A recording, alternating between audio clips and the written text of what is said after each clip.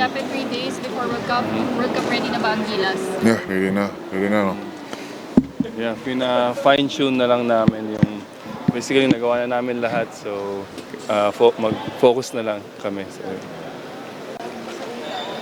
Inaano lang namin yung mga plays ng Dominican, so paano namin bantayan. So, More sa previous campaigns ng team sa World Cup, how different is this one dun sa mga madami kaming time ngayon na mag-prepare. Ayun nga, we done everything na for this upcoming game. So, feel ko may laban tong team na to. So, yun. Ikaw, Jun. oh, lalaban tayo.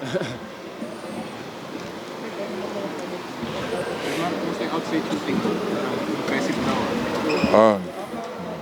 Okay naman. Pero hindi yun yung hindi yun yung goal ko. Maraming shooter. So, sa ilalim pa rin ako. Sa mga naglaro noong 2014, compared sa squad today, anong masasabi? Totally different yung totally different tong team na to. May and di ko naman may samahan kami noong 2014. May samahan din naman kami ngayon. Pero talent-wise, I feel like mas talented yung mga guys ngayon. Pero syempre, kailangan pa rin namin i-emulate yung naging team namin noong 2014. Kasi, ayun nga, pag talaga nagtulungan kami sa loob ng court, parang mag-overachieve, parang ganun. So, Thoughts sa, siguro, isa ka na sa mga kuya. Sa anong leadership na ibibigay mo sa current players? Hindi ako lead by example na lang. So, ayun, hopefully, pero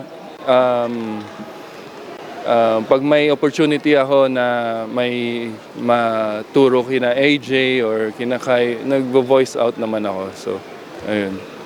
Pero lead by example yung sa akin. So. Yes, pero kalaki yung home court advantage natin dito sa World Cup. Lalo na Araneta, Big Dome, sanay na sanay kayo doon.